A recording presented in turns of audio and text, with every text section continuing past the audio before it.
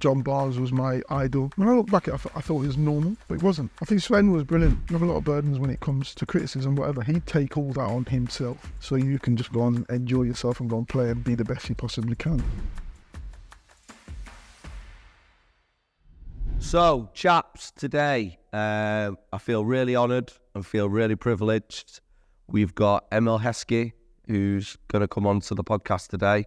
Thanks for coming on, buddy. Thank you. Been a long time coming. I know.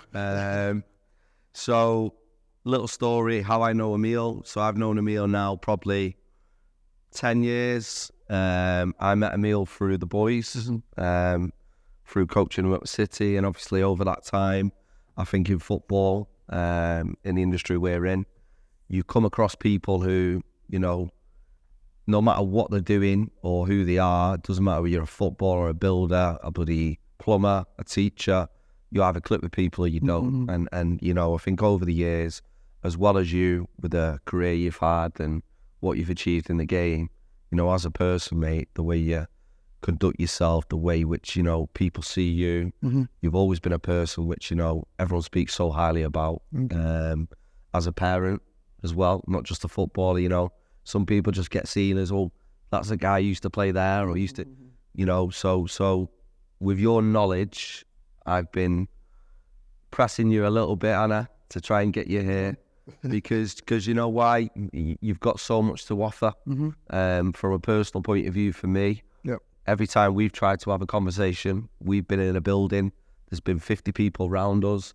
You know, we've probably had a conversation and not been able to have a proper conversation. So there's no pressure, you know, and just to relax, talk about, you know, exactly, you know, where you're at, you know, what made you you, and the people around you, because I think that's a massive thing to share today. So come on, let's get the numbers then, yeah? So 46 now? Yes. 46? Yes. Right. So over 500 appearances, professional football, huge achievement. Yeah. Played at Leicester, Liverpool, Birmingham City, Wigan, Villa, Newcastle Jets, Australia. Yeah.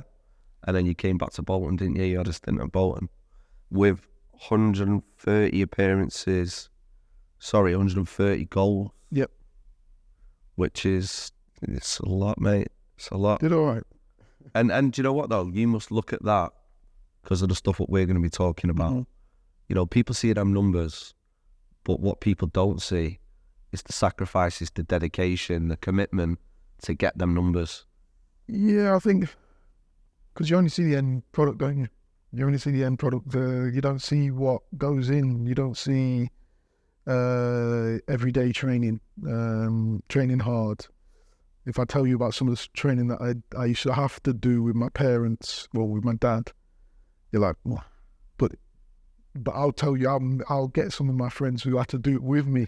Yeah. And they'll tell you that I was doing that every day. We'll come on to that, because that's an interesting subject.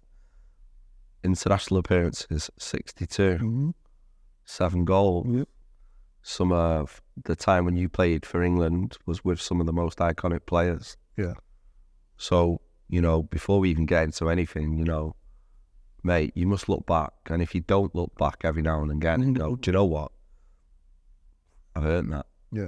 Well, the fascinating thing with looking back, I never really look back. The thing with a football career, you're always told, especially when you're playing at the top, you've won this now, move on, that's done now. Where's the next high? And everything's a high.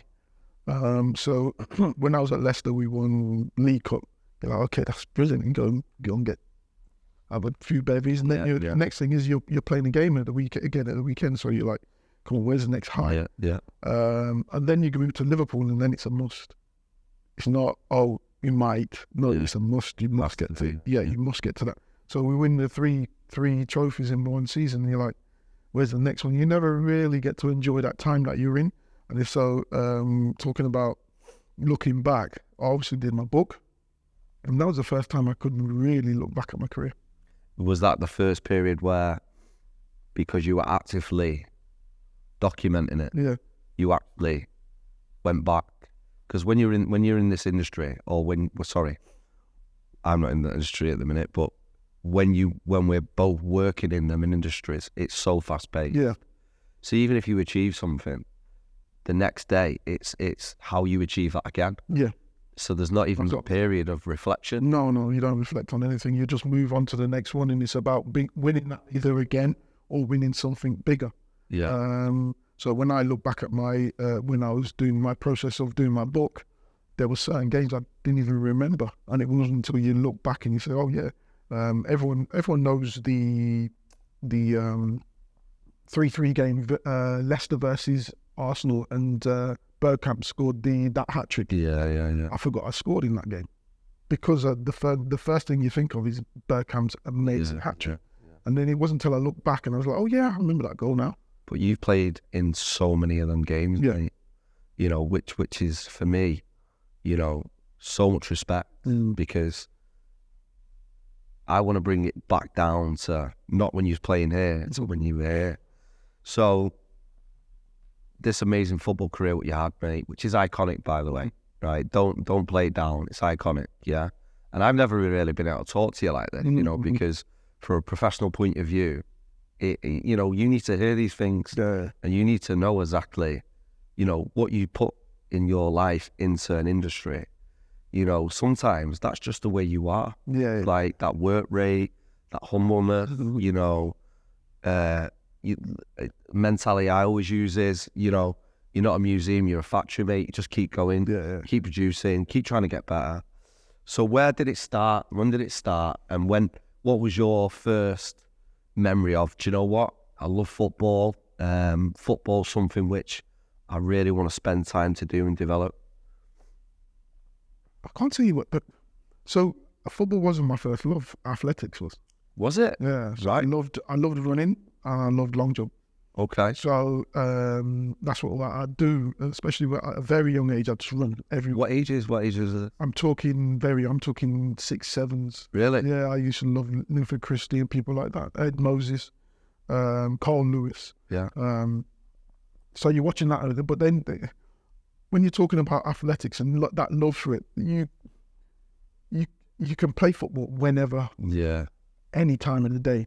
Athletics you can't. Yeah. Even though I was really good at that, you end up playing football with your mates, and I was really good at manoeuvring the ball. I was really good at, because I was quick, that I was really good at moving my body as well.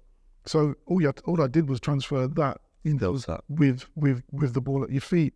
So I ended up being really good at that. And then you just take it to the next step. You got playing with your mates all the time. And I moved out of an area in Leicester, moved into a bit more what they call affluent area, which is on the border of the area anyway. I was living in Highfields at the time, and I moved to a more affluent area, which was called Evington, and I went to a different school, and that's when I got spotted playing at school, and went to Leicester. So how old was you then? I would have been about 9. 9. Yeah. Okay. So went to Leicester. Yeah. Played in the academy there. Wasn't when academy, you call it School of Excellence. Well, yeah. So I'm going to get into this. By the way. So how many days a week there? Twice. Just twice a week in the games a weekend. Yeah. So you still had time to play with your friends. Still had time to do the things outside of the sport. Yeah. I bet you had good social circles. Well, we had youth clubs. Yeah, so I had a youth club that every night I was at. My dad used to go there anyway, and that's where we did a lot of our training from a very young age. So we'd play a five-a-side in there and play pool, table tennis. That's where I learned to imagine you balling about, mate. No, it was. You know what? It was so good. And the thing is, I was playing with older people. Yeah. And you can't. And the thing is, when you play with older people, there's no whinging, there's no crying. You can't get back on. School, mate. Yeah, you can't. They won't allow you on the pitch. School with it. So you just got to go in, and you get booted all over the place. So when you were younger, then, you know, from an upbringing point of view, was it mum and dad? Yeah. So mum and dad. Yeah. So what was their, you know, outlook with yourself in regards to? They can see you're a talented boy. You know, you're obsessed. Probably one of them kids, which we all were. Yeah. You're outside all the time. It's not like this day and age. No. Kids are in staring at a little screen in the bedroom, or you know, what was their support like? What was their was they Did they push you? Was it you? What was, you know, what It was a bit of both. It was a bit of both. So my dad came from, mum and dad came from the Caribbean, so different type of mentality there. And I think my dad's first love was cricket. Yeah. But then obviously playing football as well. He played, I think he played local, maybe National League or something like that. But then seeing me play and etc., going where I was going, they just supported me. Like I said, a lot of my training and everything and the intensity of my training came from my dad. Yeah. So we would go, blocks of flats, would run to them. But it wasn't just me; it was like a community thing. But I bet though, because, you know, for instance, I went to Thailand not too long ago, and it was, when you go over there, parts of it reminds me when I was younger as a kid, because there's not a lot of money, you know. So these kids, what you do when you got a lot of money, you play out. Yeah. But when you play out, you're healthier, you're more active, you're more social. And what would happen is, over there was, you know, when I went over with a few of the lads from the UFC who were competing that. And they're all fighters, mate. You know, I haven't punched anyone in the face in my life, you know what I mean? Unless I've elbowed him by accident. Yeah. But my point is, I went over there and I just started taking a ball out in the gyms and all that, right? But because they could see the passion I had, seriously, people like Hamzat Chamai, Peter Yan, Brendan Loughlin, Kay Musa, people like that, they would come and join me, even though football might not have been their main sport. But because you're that person who's driving it, like, and without you knowing you're driving it, because your passion's oozing out of you. So with yourself, I bet, you know, many moons ago, like myself when I was younger, you were probably a role model for others, and which then you set a bit of a precedent for yourself that I need to be out there. Well, we were driving each other as well. Obviously, my dad would drive most of it in the sense of the intensity. And one of the things my dad would say was, my dad had these circuits that were just stupid, but he wasn't one of those. Did he love the physical? Yeah. He wasn't one of those that said, "Oh, you must get down and do this." He'd go, people would be telling me they can't do it. He goes, "Well, I can do it," and he'd be going to do it. So they have to do it now. Yeah, that's it. And he was one of those ones. Like I said, we used to run to a block of flats, which would probably take us about 20 minutes to get there. And then we'd have to run up the stairs to the top. It was about 15 floors or whatever. Run up, and you have to touch every step all the way up. Then you run back down, and then you have to go up again. Then you come back down, then you run back home. Yeah. So we had that mentality, and a lot of my friends who are still friends now, that was what we grew up with. Yeah. So we had to push ourselves. But then also for you, what your dad's done there, he's built a tolerance in you. Oh yeah. He's built a mindset. He's built a work ethic in you, which you know, you see so many young talented players, and you'll see that, and you can see the love for the ball. But 99% of the game is without the ball. So you can be the best technician on the ball, which, you know, someone like myself, I'm all for. But if you're not mobile, you know, and you can't endure 90 minutes or 95 minutes and keep your levels up, you know. So for me then, you know, that shows a lot in your career, as in, you know, people see the careers of, you know, people like yourself and people who played in World Cups, European Championships, Champions Leagues, Premier Leagues, FA Cup finals, whatever else there is. And there's no fluke why them people are there. Yeah. You know, because it starts at a young age, or it starts from an influence. So moving on then, you're at Leicester City. When did it start to get a bit more serious for you? Probably about 14, 15. I think I was 15 and I went to the 18s. It was Northampton away, and we were playing at the cricket ground. We were 2-1 down, if I remember right, and they brought me on at half time. This is under 18s game. Brought me on at half time, scored 2, and came off injured. So we won 3-2. And that just propelled me. From then, So I was a regular in the 18s at 16. I was still at school at the time. What was you like physically then? No, I was a man. Was you big? Yeah, I was a man. I could handle myself because of what I'd done, what I told you about before. I'd been playing with the older kids, and and you just have to handle yourself. And I was a big boy. Well, there's two sides there, isn't there? Because you see some footballers at a young age who are physically, powerful, athletic, muscle mass or height, stature, but it's your mentality. Yeah. So it's your heart for me. You can be the biggest guy in the room, but there could be someone who's half the size of you, but that mindset, that drive, that confidence, that belief is through the experiences you've had. 100%. So when you're in them situations and someone's going, target the big guy, well, you're used to being that, or you're used to being that targeted guy from being a kid, because you were playing Wembley singles on the middle of thing, heads and volleys. These things, which the reason why I want to dig into this is because I think a lot of the children now who want to be or even get close to what you've achieved, they're not prepared to do that, or they don't enjoy that.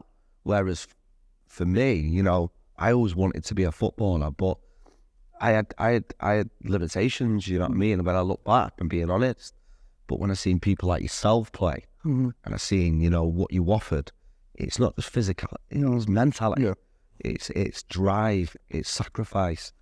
It's the things what people don't see. And it's a mentality of not wanting to be beaten, not wanting to Winning mentality. Yeah. And that was one of the things as well, because as you know, when we were growing up and you're at a youth club, if you get beat, you might not get back onto the pitch because there's so many players wanting to. 5 games after, innit? Winner stays on. Winner stays on all day of the week. So it's like that mentality of not wanting to be beaten, and driving you to say, no, I might not get back on. I've got to be home by 8 o'clock. Yeah. So these sort of things that you don't realise that actually drive you forward. And I think so. Moving on from you playing 18s football, football's changed a lot now. 18s, 21s, 23s, back to 21s, with the reserves, B teams, and it was 18s reserves first team. Yeah. So what was the stepping stone for you then from 18s to go to play professional football? I went 18, so at 16 I left school, and then what would have been May or July we joined up, don't we? Then I played pre-season first team. I played a pre-season, got injured, but then obviously I think that my cartilage came back with the 18s. By this time, because I'd played 18s football for probably about six months, it fairly easy for me. Yeah. Because I was a big lad as well, and I was very quick. Yeah. And I knew how to utilize my body quite well. So I came back from injury, like a 9-week rehab, came back, scored 4 in the first, scored 4 in the second, 3 in the third game. And then they were like, yeah, good, you're going. So I went with the reserves. And then once I was with the reserves for a bit, then ended up being with the first team. And I think that was when they slowly started to move away from the reserve team football then anyway. But I'd already jumped into the first team because reserve was really good in the sense because it was first team players. Men boys, yeah. You had that. Players. I remember watching Man United come to Leicester, right? Come to Filbert Street. We used to do Monday night football, the reserve football. We had to open up the whole stadium. It was Scholesy, Butty, Nevs, and that. Yeah. I think Bex might have been on loan. Oh, was he? Yeah. He might have been on loan at the time because I don't think he was there, but I remember Scholesy being there, etc. We opened the whole stadium. We had 21,000 for that game. That's why reserve team football I thought was really good, because it was some of the pros that weren't getting games, some of them that were injured and they were coming back, and you were mixing with some of the youth players as well that were on the up as well. So it was men's football. But it's back in the day, it was a good marker of, this is the level. Yeah. This is the level. These are people who are playing first team football, and you need to get yourself to this level. Yeah. So you've got a comparison every single time you're in training, you're playing games, the opposition, the way the opposition treat you, it's completely different. this day and age now, which we'll get into, you know, factors which help and hinder players and things what have helped and hindered you. But these lads are going on pitches and they've probably spoke to each other 10 times through social media now. So which is, you know, you've got respect. But back in the day, you know, when I've spoke to a lot of ex-players, I've spoke to people who I've known who played the game, you were up for every game. Yeah. You weren't going, oh, I know him, he's a good guy. You're going, we're going to win. You know, and that mentality was... It's different though, isn't it? Because we saw it as a battle every game that we went onto the pitch, and that came from youth, from Sunday League as well. Because you could be at this team with your mate, your schoolmate, and they could be at that team, and you could be playing school football together on a Saturday, and Some war on a Sunday. Yeah. But you've just been the day before you've been mates and playing together and joking. But you know what someone else mentioned to me last time was how did anyone ever know you, mate? Because it's word of mouth. They've got that guy. Yeah. It was never, oh, that's that guy who's done this, who's done that, and he scored this, and they've got that guy. So you would have been that guy, you know. So you obviously break in there, you start playing. When then did it become, when was your first professional contract, you know? And when did it really, when you reflect back, start to become, do you know what? I'm good at this. I can earn a living in this. That came probably when I was 16, 17. So you already had that? Yeah, because I was in and around the first team and I was coping. Yeah. And I was actually thriving. And then my first professional contract came when I was 18, because you can't sign before you're 18. Yeah. But I was a first team player by then. So and becoming a regular as well. So. And when you were younger then, what were the goals like then? Because obviously your job, your role within the team where you played, you know, we'll go through, you know, some of the clubs where you've been and you know, talk about the way you played and the roles you've had. But when was at the point where you're going, do you know what? I'm turning up every week. I've got goals in my mind. You know, was the moments when you were younger where games were too easy? Yeah. Were the moments where you were being targeted? Were the moments where, you know, people were doing whatever they can at all costs to stop you? Yeah, that happens all the way through, doesn't it? Really, when you're talking about, and you just mentioned it then when you're no, oh, they got that player, blah blah blah. Sunday League, when they'll target you, put two, three players on you, it's fine. Yeah, especially at that level. When you go to the higher level, it gets a bit more tricky, and they're very clever in the way that they do things. But yeah, I think that's it happens all the time. That, to be honest with you, I never. So then, obviously, you've got into your professional career. You know, Leicester then were playing in. Well, when I made my debut, it was Premier League. And then we got relegated that season. Yeah. So then that first full season. What year would that have been? 95. I remember. It sounds crazy. I remember having your sticker in the Premier League sticker book. I actually remember it.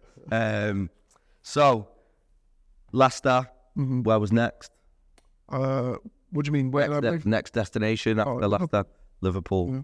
So for me, you know, me looking back, you know, before I even knew you, you know, there's certain players who you become fully aware of, the way they play, the characteristics, you know, how they celebrate. Yeah. you know, but you do, you notice things, people stand out, not just because they're good at football, it could be the way they act, the way they conduct themselves. So that's when, you know, myself, I really started to go, you know, he's had a great career, this guy. And I've seen you more and more, you know. So what was Liverpool like for you, mate? Because I think a lot of people will put you with Liverpool. Yeah, amazing. The thing is, growing up, I was with my uncle a lot, and he's a Liverpool fan, so I was a Liverpool fan. John Barnes was my idol. Was it? Yeah, running around trying to be left-footed, which actually was good, which was great for my development as well. So I was okay using my left foot. So then when who did I have? I had Villa, Spurs. I had several clubs in for me. Blackburn. Yeah. Had Roma, Dortmund. I had all these clubs in for me, but once I knew Liverpool were in for me, it was like, that's where I'm going. Who was the manager of that? Gerald Houllier. Oh, who? Yeah. And the funny thing is, so like I'm not, well, how old was I? I'd have been 22 at the time. So that, it was funny because when England were 18s, we went to the Euros, and me and Michael played up front. We played against France. I think we drew 1-1. Thierry Henry, Trezeguet, Gallagher, Sylvester, Willy Sagnol. So how old are you now? I'm 18. 18. 17, 18. And who's the manager of France is Gerald Houllier. So we played, and then when he come over to Liverpool, that was his target, to try and get me to team up with Michael. Unbelievable. Journey, eh? Yeah, it was. But yeah, once I knew they were involved, it was, yeah. Because and by that time I'd been in and around England. I'd made my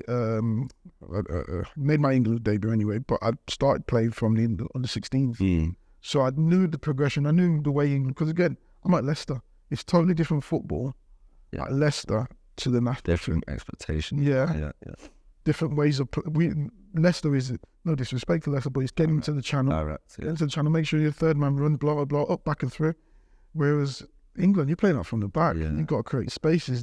When you're playing international football, the defenders are getting tighter than you. Tactical game. Yeah. So I'd kind of figured out both of them. And now I'm with the full national team. So, and then playing with Michael, playing with Robbie, playing with James Redden, that was there at the time. So all these players that I'm playing with and training with, I'm okay with that. So it was like about taking the next step. We've been to, in 4 years with Leicester, I played 5 seasons with Leicester, 4 seasons. We've gone to Wembley. Crazy. So I went to the playoff final and 3 League Cup finals. Unbelievable. So I went. How old was you then? I was 22. So to have that experience behind you, Yeah. and to be playing in them competitions through at the parts where you were at, not many people have even been there. It was weird. When I look back at it, I thought it was normal, but it wasn't. To go to 97, 99, 2000, 2001, 2003 League Cup finals. But to do that as well, like, let me ask you this. So, like you said there, you've got Liverpool, the expectation, club, the support, the fans, probably, say this respectfully, the level of players. Yeah. There's probably a difference. But sometimes what you find, look at the team what won the league, Leicester, not too long ago. Yeah. Mentality, togetherness, Hunger, fight.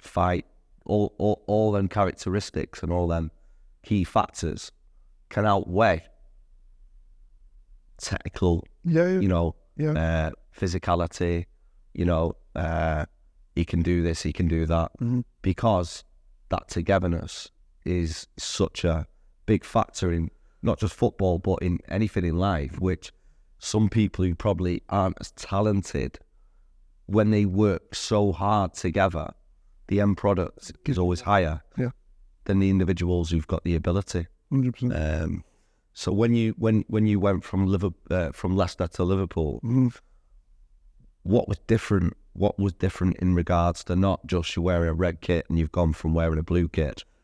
I think the main difference was, and I did it anyway, you train the way you play. The intensity of training. But I'd been with England as well, so when you see when you go with the national team and the intensity from the training from the club to the national team is ridiculous, because everyone's vying for a place. Yeah, of course. Everyone's giving 110%. So every training session is like, you come off and you're dripping with sweat and you need an ice bath. And it's the same with Liverpool. I remember at Leicester, we trained hard, but we didn't really go intense. We never really tackled that, because again, we had a small squad anyway, and we didn't really want to. The manager didn't really want to get anyone injured, So, and then I went to Liverpool and everyone's flying. I remember Stefan Encho just goes straight through the back of me, and this is the first session. So, Welcome to Liverpool, son. it's a Yeah, first yeah. Like, why would you do that? And, Yeah. and I was like, yeah, dude, well, this is the way that I... But I bet you then prepared for that.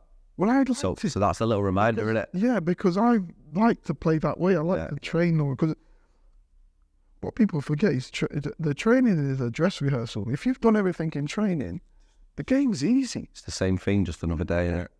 So yeah, I quite enjoyed that side. What was your relationship like with Julio? What was... Oh, brilliant. So, this is me inquisiting you now, because, for me to be able to have these conversations for myself, never mind anyone else, to be a fly on the wall in that arena at that time, you were competing. Do you know what I mean? You were competing then. What was he like as a coach? What was he like as a man manager? What was he like for you as an individual? I think for me he was fantastic in the sense of he made me feel welcome. He made me feel that I was the main guy. Yeah. Might not have said anything like that, but I just felt that. Yeah, and tactically he was fantastic. We'd go, and this is the thing, we'd go from being at Leicester where you play five-a-sides. That was all we did really, five-a-sides, and it was brilliant. To then go into Liverpool where it's all tactical, tactical. You'd spend 40 minutes doing shape. We never did shape. We never did set pieces at Leicester either, which was phenomenal for how many goals we scored from set pieces. We never did set pieces, but we concentrated on a lot of things at Liverpool, and that was the specific things that we needed. And he was brilliant at that. Took a lot of the burdens from, because we have a lot of burdens when it comes to playing. We have a lot of burdens when it comes to criticism, whatever. He'd take all that on himself, so you can just go and enjoy yourself and go and play and be the best you possibly can. And he was brilliant like that. So when you were there, was there any key people along that time when you came from Leicester? You're still young, even though you're achieving what you're achieving. I say this to some people now, like, your life experience isn't that much. All you know is football, which you've built a mindset, you've built a work ethic, you've built like a structure of how your week operates and what you need to do to be the best you can be. But then sometimes, I think when I've spoken with a lot of high performers, and you're almost definitely a high performer, was the people in and around that setup at the time who used to mentor you, support you, anyone who you used to look up to? No, just doing your thing. Yeah, I was just doing my thing. And the fascinating thing is Liverpool had all that. I'd never grown up in this. It's probably really good now that kids are getting educated that you have this. You have all this facility. You have all these amenities. Use them. Whereas before, I'd come from Leicester where to really have that sort of amenities. Captains are on the pitch, and well, the funny thing is, we used to have this small gym, like literally like that, and you had the multi thing in the middle. That's what it was. And then we'd go and use that. Now the gym's a huge size and blah blah blah. Do you know what's key for me though is, and we'll move on to this. I still want to talk to you around, because Liverpool was a big part of you, big part of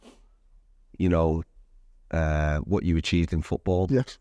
A platform what elevated you on a world level. Yeah. I've told people you're coming here today, mate. I've got people all over the world going, oh my God, this guy, But you've done a lot more than Liverpool, Birmingham, Wigan, Villa, going abroad, actually coming away from your comfort zone, going to see different culture, going to see different styles of football, and then coming back and playing at Bolton. Where were Bolton at the time? Championship. So, and so there's so many factors which, when you're in this industry and when you're in professional football, people see, like you said at the start, the nice bits. Yeah. But to maintain a career for 633 appearances, right? I play five-a-side once a week, mate. Yeah, it takes me 4 days to recover. Like as well as whatever else I'm doing. Yeah. Now, what I'm saying is, when you're younger, your body heals quicker, But that process is affected by what you do, eat, Yeah, sleep, 100%. diet, nutrition. The fascinating thing with that is 90% of players won't realise it until they're well past their 30s. So like So when I went to Australia, that's when I realised, and I was 34. No, actually, sorry, when I was probably last year at Villa. That's when I really started looking into the recovery side of things and what I was eating, my diet, etc., etc. I ended up becoming I'm a vegetarian. I ended up becoming a vegetarian when I was in Australia. My recovery rate was ridiculous. was it? Yeah, and I was 35, 36 at the time, and I was being able to recover and play. But obviously, when you're playing in Australia and you're playing once a week, it's fine. But when I came back to Bolton, and you got 2 times a week. you got to try and play. We played one day. We played. I can't remember who we played on the weekend. Probably the Saturday, and we had to play Milton Keynes on the Monday. And Neil Lennon came to me and asked me feeling. And I said, I had to be honest with him, I couldn't play. Broke. Yeah. Couldn't. Yeah. I just wasn't physically. But I was 37 at the time. Your body's had some beat. Yeah. So, but again, by Wednesday I would have been okay. Yeah. It was Monday. Yeah. Played on Saturday and then tried to play Monday again. And this is the funny thing is, so they've done so many surveys and so many analysis on recovery time. When is the optimal recovery time? Blah blah blah blah. And they always say you need 48. No, it's not 48. You need at least 3 to 4 days. But we still play them games on Saturday and Monday. Yeah. Yeah. But you've done all the research. Yeah. Why are you still doing that then? Yeah. And the thing is as well, we've got to accept that players might not be at their peak if they've played on Saturday and they're going to play on Monday. So when I was at City and I had the women, Yeah. so in that squad, we had it's like any Premier League team, Championship team, League One, wherever you go.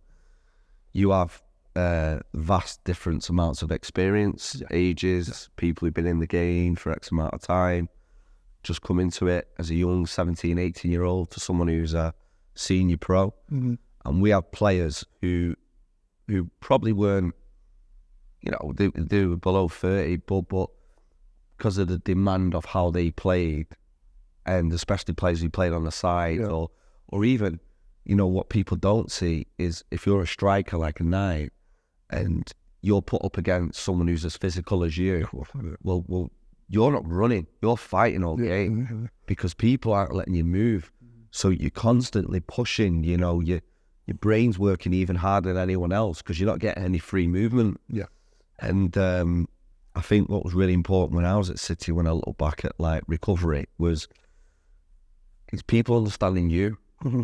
and when you work to the level of what you worked in your career, and knowing you, I'm sure that people just have implicit trust in you. Yeah. Because in this game, you're an asset at the end of the day.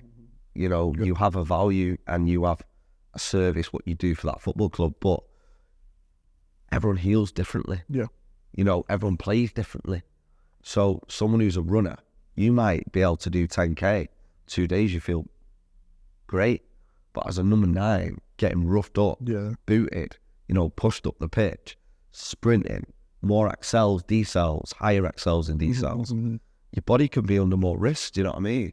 But I think that boils down to the actual sports science. But again, you're talking about different clubs as well. If you've got the technology, if you've got the actual support that can have a look at that. So it's important. It's interesting that you'd say that sort of stuff about the strikers. The amount of games that I come off and I'm like, and it's not till the next day you're like, why does my head hurt? Why does my shoulder? Why have I got? I'm so sore down here. Yeah. It's because you're holding people on. It's because you're. But then also go back to what you're saying. It's the people in the room. Mm-hmm. So when we was at City, the team we had 5 people. Now I see coaching staffs of 30s and 40s. Like I don't even know what they do. Some of them. Like I'm sure they've got a value role. But but we had people who understood the data. Yeah. And understood how that person played with that data, which then you could also understand what that person needs to be the best they can be in the moments, you know what I mean? But as well, I think the most important is the player understanding their body as well. Well, they've got to know. Yeah, because I didn't necessarily understand mine until I was a bit later in my career. That you're saying, okay, all right, and this is what works for me now. This is what that doesn't work. And we'll go to, you look at pre-match meals and stuff like that. My pre-match meal was spaghetti bolognese. Yeah. Now, if I told you that whenever I ate that meal, I would then go sleep for 20 minutes and then your food shouldn't make you sleep. Well, that's it. I know. But do you know what? Like, I've seen over the years, and some of the people who are around me now, wherever they play, and they're playing at the highest level, they've got funny little ways, but it works for them. Yeah. But if it isn't broke, don't fix it. Do you know what I mean? 100%. And I think in this day and age now, with science, analysis, you know, it's fantastic, the knowledge what you can get, you know, seeing the stats, you know, look at the stuff what now when you're doing the TV, you know, and the boards, like some of the stuff, you know, they're the numbers, but the numbers aren't always. I think you got to match it up. As a coach, you know that you've got an eye, and I always say that when coaching, you've got an eye, and you'll see something, you'll be scratching your head, and you'll be trying to map. Was that? Yeah. But you know that. No, I've seen it differently, and this person's doing this, and blah blah. Even when you're talking about strikers, and strikers is tough at times as well, because you go and chase someone down, and you know that you're not going to win the ball back, but it's not for you. And do you know what? Do you know the biggest thing with strikers? Which, do you know what? Right, I used to be when I was. Do you know what? Since I've come out of it, and I've started to analyse games a lot more. Like, I'm analysing a lot more off the ball. Yeah. So people, when they watch Sky Sports or the BBC or they watch the FA Cup, they're following the ball, right? Yeah. Whereas I'm looking at you trying to break away from a 6'6" horrible centre half who's hanging over the back of you like that, and you're fighting him for 5 minutes before you can even do anything. Yeah. You know. So you know it's like you say there. Over the years, I bet you've seen a change in supporting the game. Yeah. I bet you've seen a changes in considerations. You know. Yeah, 100%. Again, it's always evolving, isn't it? And like you're saying, there's always a job for someone or something. But again, it's how you utilize that data in the best possible way. Do you need 30 people to utilize that data, or you just really speak only and be specific? And as well, I think players are more inclined now to watch their games back and really analyze it and really look at what they can do, what are they bringing to the game. I think though as well, it's what it's done now. Go back 10 years ago to now, is there's more opportunity, there's more accessibility of reviewing performances, understanding why something's happened, why you have actually been successful, why you haven't, you know, mistakes in the game. But it's all down to mindset for me. You know, like we're talking here, we're coming alive because, you know, these conversations, we love having these conversations. There is players who I've had over the years, they just want to play. Yeah. So they don't want to watch, they don't want to hear, they don't want to learn now. But again, that if you dig deeper into that, it's because they don't want to be hurt. They don't want the truth. Because it's an area what they know they need to improve. Yeah. And if you slowly start working on them, they'll understand that. Yeah. But when you're younger and you're doing something right, you're like, I don't need to do that. Yeah. No, but there's always an improvement side of it. So, moving forward, last bit really I wanted to touch on with yourself is which there's only a handful of people, you know, you play for England 62 times, 7 goals, some of the tournament competitions what you played in, you know, when I was just looking back and looking at, you know, some of your old clips, mate, some bangers, some goals in there, but some of the players who you were in the dressing rooms with, some of the players you were training with every day, and also some of the coaches who you've been around, mate. You've been around some of the world's best. Yes, yeah. Is there anyone who, you know, from a coaching side when you was around the England setup? I think Sven was brilliant. I think I actually trained with Hoddle, and he was really good. A little bit strange, but very good. The sessions were really intense. What type of session? Again, more keep ball, more technical. Possessions. More technical. And then Capello was more tactical. When you went onto a pitch, there wasn't anything you didn't know, which I enjoyed. I went from, again, I'm just going to go back. You go from Leicester, where it's like, Emile, you're quick at doing this. I'll give you an example. I gave the ball once. Ball came into me, brought it down, gave it to Robbie Savage there, and he gave the ball away. I got bollocked for it. Goes, and he started having a go at me, and then coming at half time, he's like, and he started having a go at me, and I'm like, well, I gave it to, because what's he going to do that you can't? I goes, oh, okay. He goes, just get the ball, turn and run. And that's all I did. And I enjoyed that because I was very good at that. You're free. I just enjoyed getting the ball, running with it. If I gave it away, he never said a word. So when you would like, say, Fabio Capello, I actually know a guy who was in that set with him, Christian Latanzio. And for me, like, over the years, being a young coach, when you're young, when I look back, you know, playing, coaching, whatever you're doing in life, you have to back yourself. Yeah. You know, you never get to anywhere unless you show confidence and belief. But when I look back and I look at certain times of my life from coaching, I think actually you didn't fuck all, mate. Like, you know, your enthusiasm, your work rate, your desire was there. But then when I got around some other people over the latter years who then, I think the tactical side in England coming a lot later here than it did in Spain and Italy. And so when you get them people in, how was you then processing that new style? Because your mind's working a lot more. I loved learning. Yeah, so I was open to it. And Capello was, but I quite liked that. And not that I liked it, I just took it in. I remember one time I got the ball turned and had a shot. Keep saying, oh no, you got to play someone in. But then someone else would turn and do it and it'd be fine. And you wouldn't say anything to it. No. But you just understand that that's your role, blah, blah, blah. Capello was very specific in the way that he wants to play, and it was very Italian. It was tough. You got to get close to people. You've got to put your body on the line. You got to fight. I come from that school anyway, being at Leicester, so it didn't really bother me, and I was just learning all different layers of football. I remember we did one session where you play. You do it's unopposed, but you play, but it wasn't really a pattern. You just go and play to a shot, but then you blow a whistle and you've got to sprint back to the halfway line. But during the game, if you ever gave the ball away, everyone just think back. Okay, I'll get that now. That session that I hated. Yeah.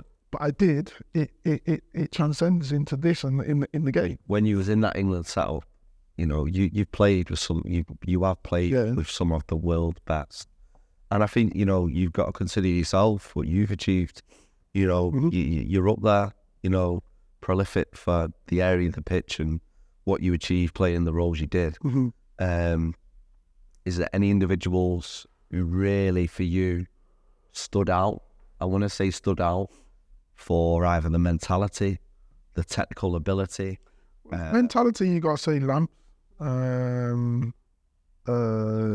Just sheer hard work, give everything every session.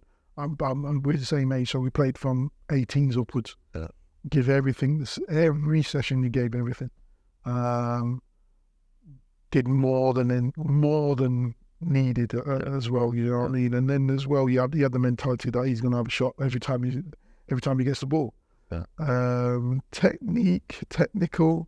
Joe Cole, mate. Do you know he's my idol? Oh, is he? Everyone asks me all the time, they say, who's your idol, right?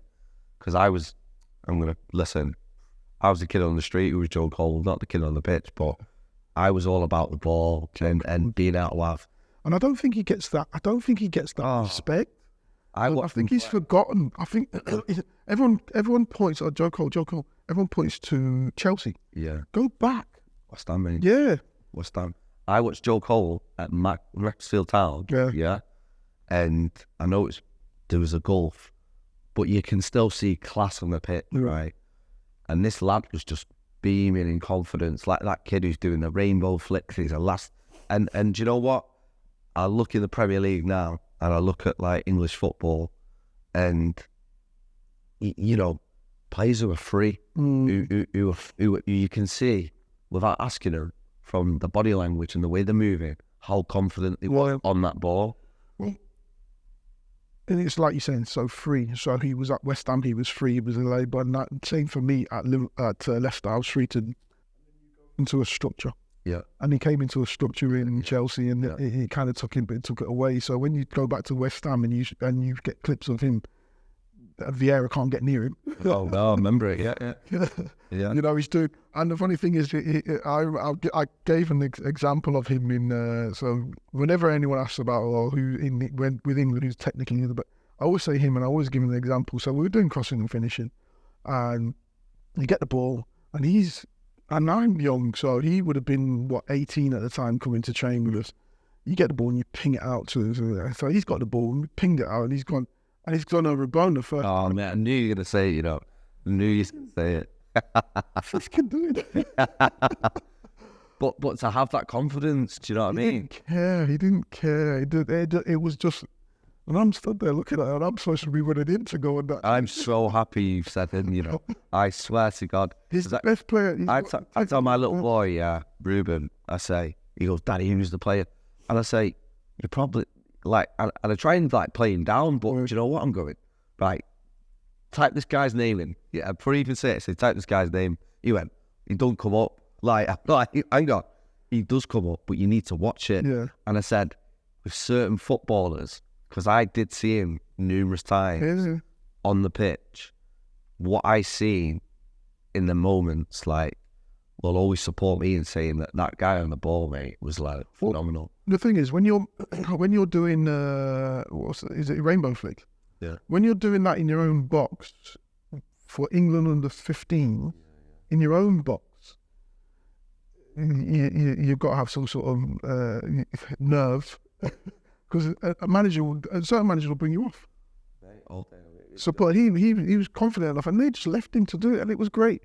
And then obviously you get to a different level when you're going higher up, and it's about, no, we need this from you, we need that. Areas of the risk. Yeah, risk reward, blah blah. Yeah, so when I moved to Liverpool, it was no risk here. I'll allow you to do that. Yeah, I'll allow you to do that there, but you can't do anything here, blah blah. But when I was at Leicester, it was like, just get the ball and run.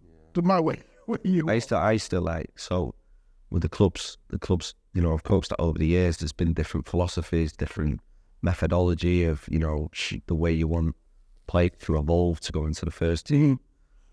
But I also believe that, you know, like going back to when you was younger, your outstanding attribute would have been physicality and athleticism. Athleticism, physicality, and the funny thing is, I didn't get enough respect for my touch and my ability to find someone. It wasn't until later that. But your outstanding attribute, if that was that, you've got to nurture that. Yeah. Because what happens is, you know, I was speaking to a centre half over the weekend, plays in the Premier League, you know, come from a lower league team where it was similar to what you say, long ball, centre back, what you're doing 9 out of 10 times, you're heading it. Yeah.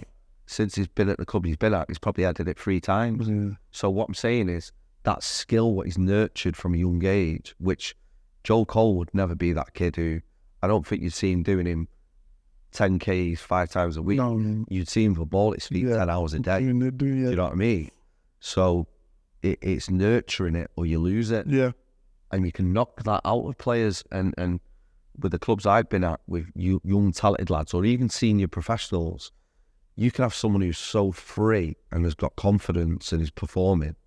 But then sometimes you put them in a new arena where there's a lot more structure. You know, there's boundaries. You know, they have they have like invisible markers on the pitch of, oh, I can do that now. Yeah. I can't do that. And it's really interesting you talking about that, because, you know, for a lot of players, I bet that becomes a stressful factor then. Because if you have that freedom of movement and you have that freedom of use your initiative to solve the problem, that's true. Well, the thing is, do we? You've obviously been in the academy system. Do we give that to players, especially in the academy system now, where you're when I was playing, when I first came through, you're forever figuring things out on the pitch, and you've got to go and do that. You're looking at the manager say, you've got to figure them things out, and I don't think we actually do that now. I think we're far too structured for academy football now. Now I've been in Leicester, I've been around City, I've watched other clubs, and it's like, I need this one, I need that. Are we better off just letting them be a little bit freer? We give them a template and letting them be a little bit freer, or do we say, no, this is our philosophy? Do you know what? I'm really assessing what I'm going to say now, but what I will say is, I've been at football clubs where the structure, and I've been at clubs where it's been more around developing the individual to make the right choices without influencing them too much, which then grows initiative, grows faster problem solving skills. That's it. Sink or swim a little bit. Some kids do need that little bit more of a consistent message, consistently variations, as in how you deliver that knowledge, or how you deliver how they understand to solve that task. Analysis, one-to-one meetings, team meetings, whatever it is. But I think the only way you learn is making mistakes. You know, you have to make mistakes. I see some of these boys and I see some of these girls now who are coming through to play first team football. And where I see flaws is in some of these bigger clubs at the minute, I think everything is done for them.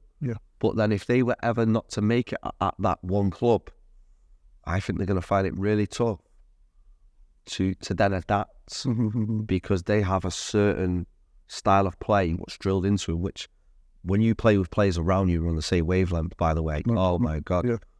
But when you're going from a Champions League football club to going on loan in the Conference or League Two, when it's about result, you know, they need to be able to adapt. And this is me working with children for, say, the last 20 years, who some of them now were that big and are now some of the world's best. The ones who have got through, I see, are the ones who had the hardest journey, if I'm honest. Like, weren't always the most intelligent. They might have had an outstanding attribute, but the ones who have always got through are the ones who've never been on top all the way through. Like, never been that one who plays 90 minutes all the time, or goes on every tour or every tournament. Setbacks. Because at some point they're going to get it. And what happens with a lot of these players, and I know as a person, if I'm honest, like outside of football, that when something happens to you, what's never happened to you, and you have no knowledge of how to solve that situation, that's when it affects you. And unless these players are being put through a variety. But it's difficult to put players through for a variety if you have a system that does that. And look, I've followed my children. My journey, and I think my journey was the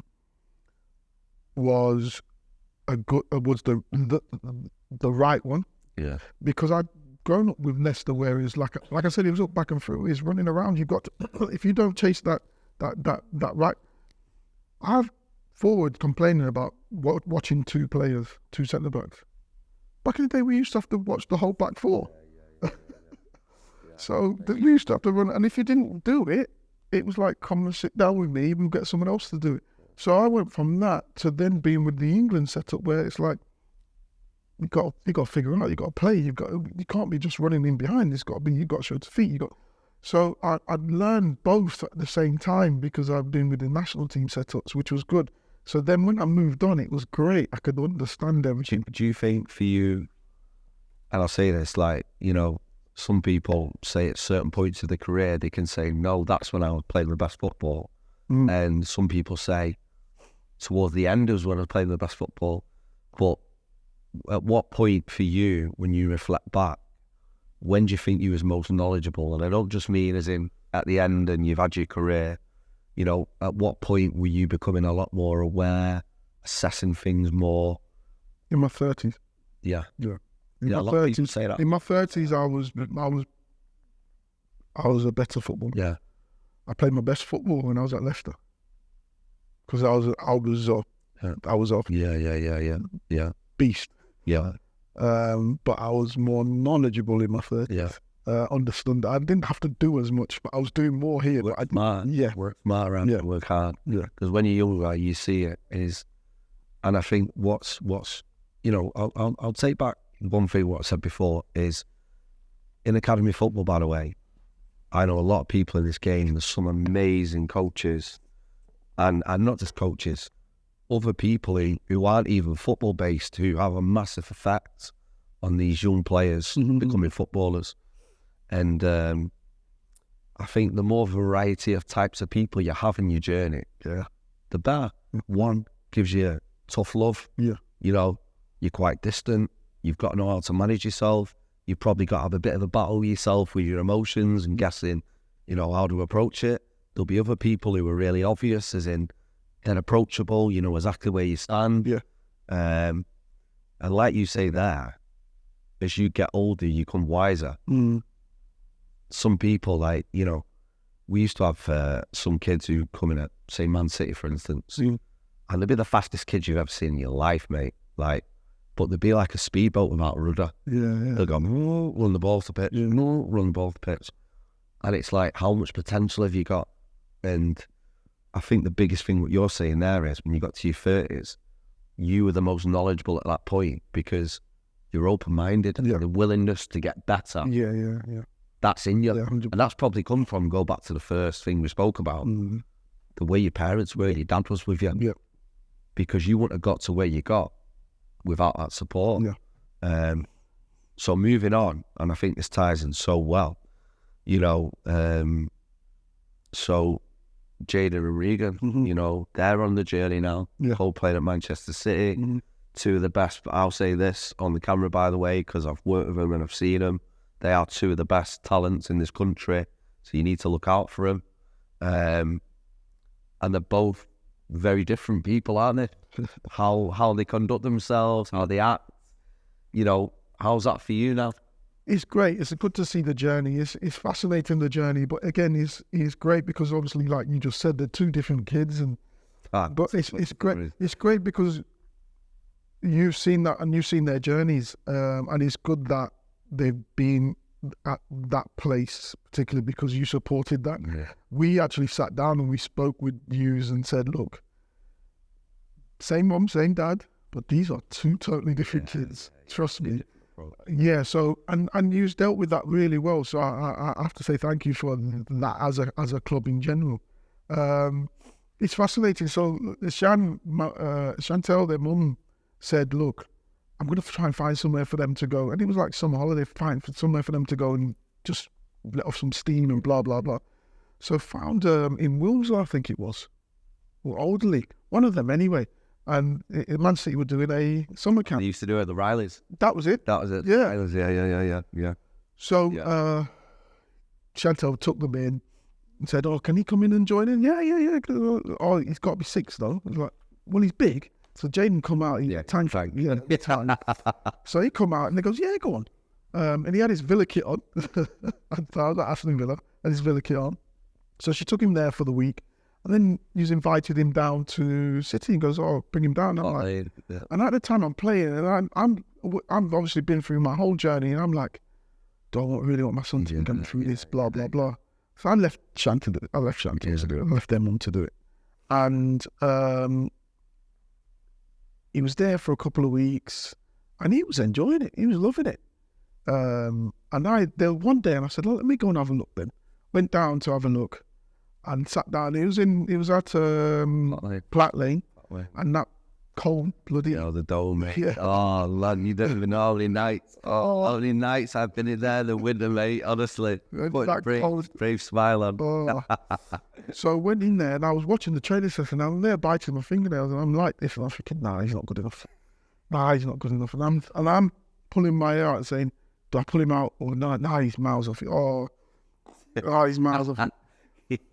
But like she was telling me, nah, leave him. You were telling him, nah, leave him, he's fine. Yeah. Within 3 months, he'd outgrown that group. I'm thinking, Jesus, he's moved on quickly, and I'm coming back and that's when it really grasped me. Do you know who was really great with boys at that time? I remember him, and he's not, was it United? Was Gary Riley? Yeah. Oh, he was. And yeah, I still speak to Gary. Yeah, great guy, and he was Mr. Man City in Manchester at the point, but. Going back to like your boys at the time, like one was really not outgoing as in loud, but would put himself about on the pitch, and the other one was like, Jaden was like the shy one who just look at you like smiling like this. I remember his little chubby cheek like that, looking at you like that. And what's amazing for me is seeing them as under 8, literally, to now Jaden's how old? 18. Regan's 16. So both took them around the world. Took them both around the world. I've seen how Jaden is on the pitch, off the pitch, what he's like, seeing Regan and like you say, the chalk and cheese, I think, in regards to the way they are. Yeah. But and you've seen their progression. I've seen their progression from the beginning. Jaden technically wasn't great, but then just worked there. And I think some of the stuff that, and it goes without saying, I took them to Liverpool as well, and I had them at both at one stage. But seeing the progression at Man City and what he was doing, so some of the stuff that they were doing was some of the stuff I was doing in first team football. I'm like, but then you see him kick on, and you're like, okay. Do you know what it was as well? And I'll speak about Jaden. Is I think I spent a lot more time with Jaden than Regan was towards the end. But Jaden was always one where, even if he couldn't do it, his desire and his willingness, he'd get it. Yeah. And he'd be that kid where, even if he was upset, he'd still smile. Yeah. And I always remember one day, we were playing United v City 99. So even 99 football, academy football, there's about pressure. Parent, and I'm sure you're no different. Have a good game, son. Work hard. But every kid's had that chat before that game, and you've got 55 Man City staff stood behind you. Half of them don't even know where they're coming from. Yeah, so they're going, who are all these people? And I remember he scored like 2 goals in the game, and I remember pulling him, and he was like, "Is it tears?" So yeah. But because we were really hammering the concepts of what foot he needs to use, he went, I should have scored with my left foot. But he carried what we did 2 weeks ago on the Monday to that game. And even though we scored 2 amazing goals, because it was with the other foot, he wanted to be perfect. Yeah. And he was putting that pressure on himself. And I was like, listen, mate. I went, listen, see these lot? And I did, even though you're in a professional arena, I think that for people like Jaden, especially, they've got to feel that love. And whenever you spoke with Jaden, with a smile on your face, the problem was solved. Yeah. If anyone come at him in a way where they were a bit more direct, and it's so amazing to see where he's at now. It's amazing to see him growing up. I think, Regan as well. Regan was more of a warrior. I remember taking Regan to America, Dallas, mate. He was just skipping around people for fun. Jaden would never give up. Regan, if he did want to do it, he'd let you know. Do you know what I mean? But at the end of the day, they're both talented. I think you and Chantal with the girls as well. Yeah. Just the boys, I think you guys have done an amazing job, because you having the career you've had, Chantal being involved in whatever she's been involved with, and businesses and stuff, for you to dedicate your lives to get the boys to where they are. Yeah. And for any parent, this is for any parent you've got a high-performing kid who's got an ambition to be a footballer now, the demand's higher. You know, you see less of your kids. Pressures are there. You see less of your kids. You know, you don't get the nice bits and the good times as much. You're probably getting the bits where they're tired and things go wrong. But, you know, for me as a person and having Ruben now, and, you know, he loves football. I don't know where he's going to go with it. If he wants to do something with it, he will. But being a parent. Yeah. So I've been on the sidelines. You've been on the bit. You know, you've also done the sideline bit at Leicester with the women. Yeah. I'm still learning so much, you know, because from a parent side, when you're on that pitch and, you know, you're demanding from these kids or from these players, you realise a lot more and go, well, you know, homework. Yeah. You know, kids got to be up at 7 to be in breakfast club. Like, and I think that's the key thing as well, is understanding the whole package, you know, and this is some of the stuff that I get from football clubs as well. So, like you're talking about City, we've got two other kids. We've got 2 boys playing. We've got 2 girls. 2 girls. Yeah. They do gymnastics. Gymnastics, yeah. So, but the thing is, City will put Regan needs to be at City by 9:15. I was like, well, I've got to get school here and get here. So it sometimes just doesn't work, and you just got to try and figure it out. And as a parent, we figure things out, but it's tough. And I think, you know, and I'll say this, and I say this respectfully to anyone at any football club when you're coaching, because when you're in the academy system, I think, you know, there is a lot of experienced coaches in it, but there's a lot of young, talented, hungry, driven coaches in there, which, you know, your drive is amazing, but considerations of getting people there that are lives outside of football, you become an even better coach when you consider that, rather than looking at a clock and someone's late, or looking at a clock and someone can't get there, or looking at a clock and someone's had a bad day, you know, or looking at stats, like, look at the person, look at what's going on. But I always say, because again, I've been there for that long in sense of being on their journey, that I always have a good relationship with the coaches, with you guys, and just saying, look, there's no way I'm getting there. I'm going to get him here for this time because I've got to do blah, blah, blah. But the fact that I've actually made it known is better than just turning up. Yeah, 100%. But, you know, for both the boys, they're, you know, I want to say this as well on the record, you know, 2 lovely kids. You know, what I've learned stepping aside from being on that wheel is, you know, there's more to life than just football. You know, it's about how they are as people. Because football will be a big part of their life. Or how long it's part of their life, we don't know. But what they're like as people is what they're going to be for the rest of their life. And I think the way you and Chantal are with, you know, with the boys, from what I see, and obviously I see the beautiful little girls and the big smiles, is, you know, you're an amazing parent. And you know, just keep doing what you're doing to support them. And, you know, yourself, you probably wouldn't have been where you are without the support from mum and dad.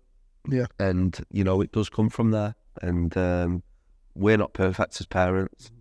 We've all got our flaws. We all have our moments. We have good days, bad days.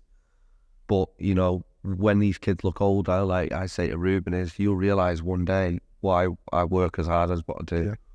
It's to give you the best chance to do what you need to do. But moving forward then, mate, I mean, what's next for you then? I've done the coaching, which is actually quite good, in the sense of you see things from a different angle and a different viewpoint. But when you went to Leicester, was that your first? Yeah. Well, no, sorry, I did a little bit when I was at Bolton towards the end of playing. Yeah. Was that first team or kids? That was 21s. Yeah. 21s. Yeah. So I did a little bit with Bolton, and then obviously left them. Then went into media, which helped as well, having coached, because you see things differently.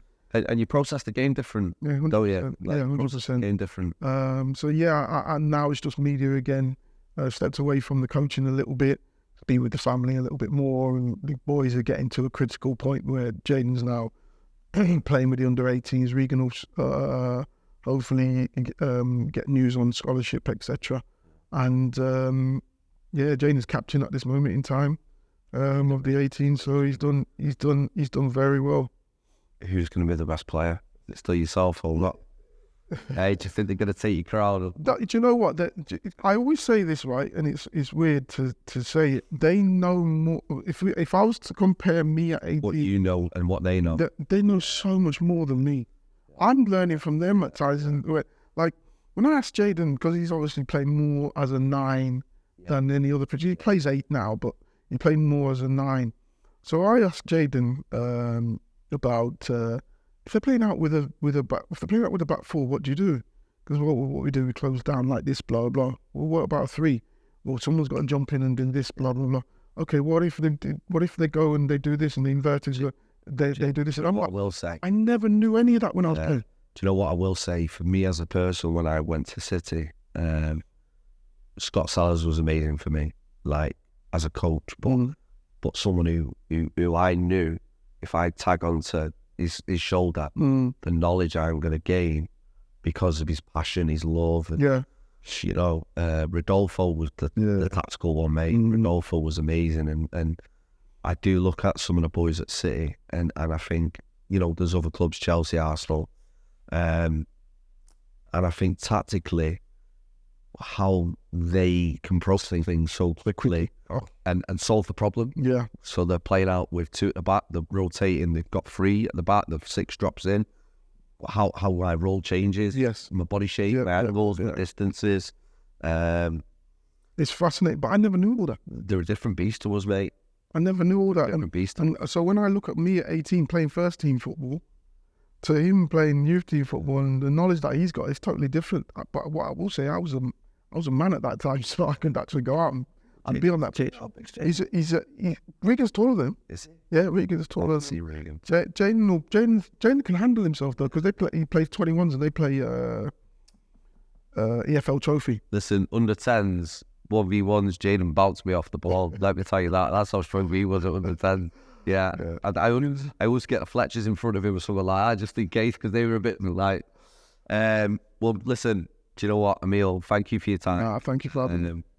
It always just becomes a conversation. Yeah. And that's what it's about. Yeah. And, you know, really appreciate you giving up your time. No problem. Thank you for, you know, everything you've shared.